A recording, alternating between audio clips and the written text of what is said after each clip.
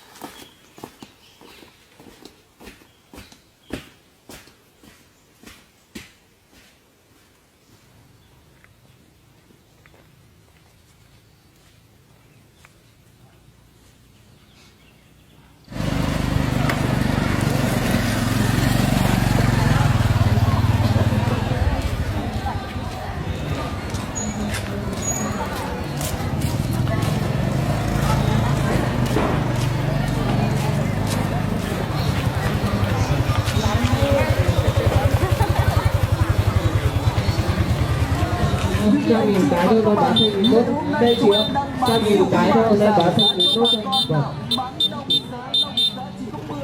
Con này vâng, 50.000 một cái thôi, đây áo gió này 50.000 một cái thôi, đây bán thành nghìn nốt, bán rẻ thôi, chỉ có cho vào tháng ngày hôm nay 50.000 một cái thôi. Chúng em nào, hàng đủ size, đủ số, đủ. Vâng, có gì chú bác vào đây xe của áo đi, vâng, hôm nay bán nốt, bán rẻ, vâng, xe của áo đi là vâng. Lâu không thì chú bác vào đây chơi của áo đây, hôm nay bán thanh nghìn nốt, bán rẻ thôi vâng. Áo khoác có 100.000 một cái thôi vâng, cái này có 150.000 một cái thôi, hôm nay bán thanh nghìn nốt, bán rẻ thôi. Và cái này có 100.000 cái thôi chú.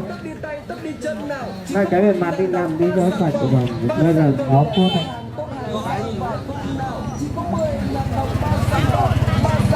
Cũng chỉ có 10.000 đồng. Nhưng tùy vào giấc mơ và cho đến khi anh chưa và các bạn cứ đây em 10.000 đồng. Nhưng tùy vào giấc mơ và cho đến khi anh chưa và các bạn cứ đây em nay chúng em đang chúng tôi đây của áo thì bán thanh nghìn nốt bán rẻ thôi, thì có 150.000 một cái và có thanh nghìn nốt bán rẻ thôi và 100.000 một cái thôi. Đâu có gì chú em vào đây xe gõ đi ạ. Cô xe gõ thì có 100.000 một cái thôi vâng, 100.000 một cái thôi, nó bán thanh nghìn nốt bán rẻ thôi, 100. Cái đây 150.000 chú.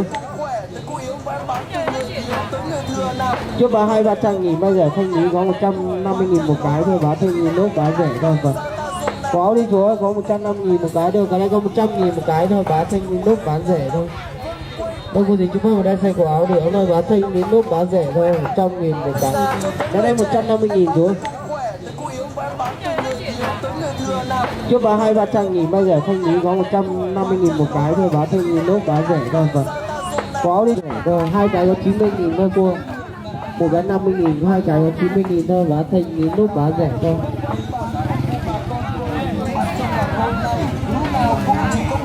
cho luôn. Cũng chỉ có 10.000 đồng. 10.000 đồng 3 món của chúng em ngày hôm nay. Mà khi đi thì ông đã săn bà. Còn sân hàng 10.000 đồng 3 món của chúng em giảm giá thì cứ sàn. Không có nè, hôm nay có thanh nghìn nốt bán rẻ thôi và 100.000 một cái thôi. Đâu có gì chú em vào đây xe gõ đi ạ. Cô xe gõ đi, có tăng rẻ rồi, thanh lý 100.000 một cái thôi rồi. Mua khó đi thôi. Ở trên đi này có 30.000 một cái mà lấy 4 cái thì có 100.000 thôi rồi, 2 cái là 50.000 thôi. Mà để đủ màu đồ loạn. Rồi nhiều chú bác vào đây xe gõ đi ạ. Cái đủ màu đồ loạn này. Có chỉ có 5.000, 10.000, 20.000 thôi. Một bớt 5 cái tầm một cái này. Bao xe gõ đi bạn. Cô gì chú đây xe gõ rồi, bán kiểu đây nó bán rẻ thôi và 100.000 cái thôi. Ba cái 100.000 thôi bạn. Đấy, còn đi bán đó, 3 cái 100.000 thôi. Cô gì chú đây xe gõ chú ơi. Thanh lý công ty bán rẻ thôi và 3 cái 100.000 thôi và hôm nay bán rẻ thôi. Hàng của chúng em nào, hàng đủ size, đủ số, đủ màu mã. Đó cô gì chú bác vào đây xe gõ đi ạ. Nói chung sáng ngày hôm nay bán thanh lý nốt bán rẻ. Áo bên kia kìa. Áo trẻ con bên kia kìa. Tôi chỉ vào đây xe gõ đi ạ. Vâng. Còn đôi này bán về thanh lý bán nó chỉ có 20.000 một cái thôi, 20.000 một cái mà lấy 3 cái có 50.000 thôi. Vâng. Bán thanh lý nốt chỉ có cho ngày hôm nay thôi, không có cái gì nữa. Cô gì chú bác vào đây xe gõ đi ạ. Vâng. Bây giờ có 200-300.000, mai thanh lý có 150.000 một cái. Con mua đây 120.000 thôi. Đây không cần thêm. Có rẻ hơn thanh lý 200 giá 300 thì có 120.000 thôi.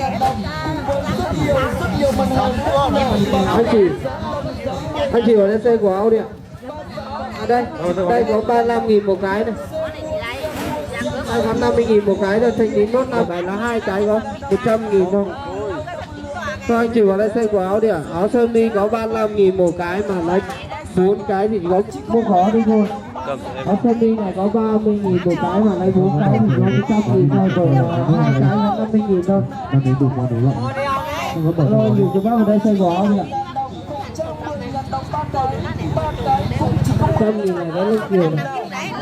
Không 100.000 này nữa. Cái này là 100.000, nó cho bán 200-300.000, đây thanh lý có 100.000 một cái thôi, bán rẻ thôi rồi. Anh chị vào đây xe gõ đi ạ. Đấy chứ 200-300.000, đây thanh lý có 100.000 một cái thôi, bán thanh lý lúc bán rẻ thôi rồi. Không có gì này nữa ai rồi rồi. áo trẻ con 150.000, bây giờ thanh lý có 100.000 một cái thôi và 100.000 có 10 cái này, vừa đấy chỉ có 100.000 này. Của con không là cho vào 200-300.000, bây giờ thanh lý có 150.000 không, 100.000 của cái này. Dạ. Cái này là con gái, cái này 150.000.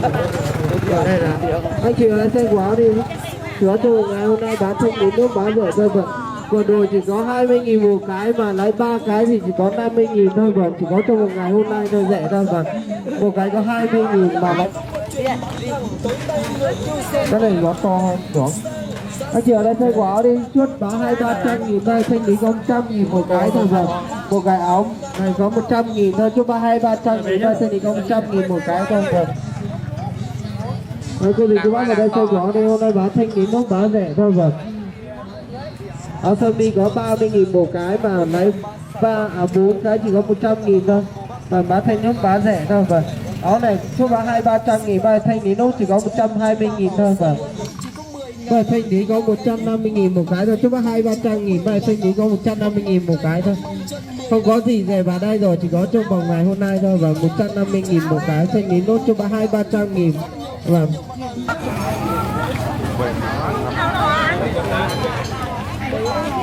Anh mà lấy 3 cái thì chỉ có 50.000 thôi, chỉ có trong một ngày hôm nay mới bán rẻ, bán thanh lý thôi rồi. 20.000 một cái và 3 cái vào đây thêm được. Vâng. Rồi vò này chỉ có 50.000 một cái và 2 cái có 100.000 thôi, bán thanh lý nốt bán rẻ. Và 3 túi đều có hết ạ. Vâng. 5 túi đều có đủ rồi. 5 túi bằng. Rồi đấy chị ạ. Còn đấu một cái thôi vâng. Đây có thể thay này có 50.000 một cái, 200.000 một cái, về thanh lý nốt 100.000 cái thôi. Đây ạ. Đây có 100.000 một cái áo lông kiều đây, cứ 200-300.000, và thanh lý có 100.000 một cái thôi vâng. Áo phao này trước bạn không có nhiều đâu bà ơi. Đây này áo phao áo gió của bà đây, thanh lý nốt ngày hôm nay không còn nhiều đâu bà ơi. Ai nhanh tay nhận được nhiều mà ai chậm tay không còn đâu. Đây có để bán thanh lý nốt bán rẻ thôi vâng. Anh chị vào đây xem của áo đi ạ, trước bán 200-300.000, bây giờ thanh lý có 150.000 một cái thôi vâng. Được, vừa đồ có 20.000 một cái thôi vâng. Lấy 3 cái quá rẻ luôn các bạn. Có 50.000 thôi vâng.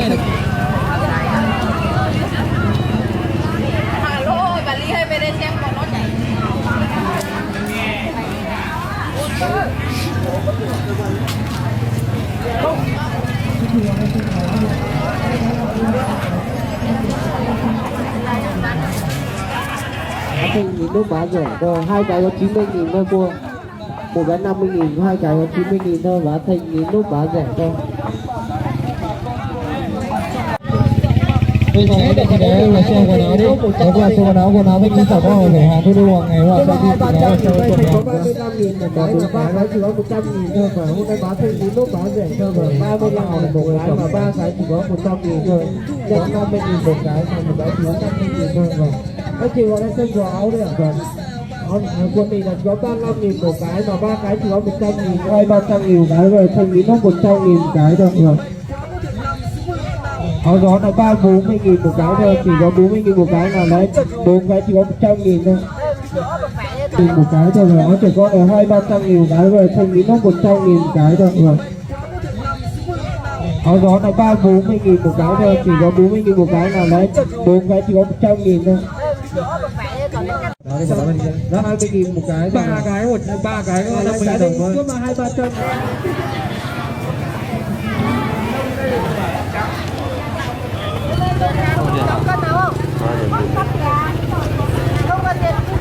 Có 200-300.000, và thanh lý nốt chỉ có 100.000 một cái thôi và chỉ có trong một ngày hôm nay thôi vâng. Anh chị em xem quần áo đây thì em quần áo tốt này chỉ có đây là chỉ có 100.000 một cái rồi, là trước 200.000 và thanh lý có 100.000 một cái rồi đây chỉ có bây giờ đây xem quần áo đi.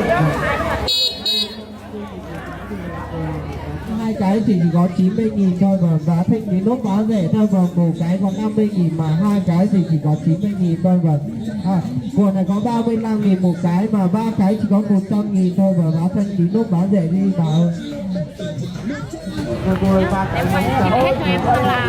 Đây là chị nọ, chị là quay đâu?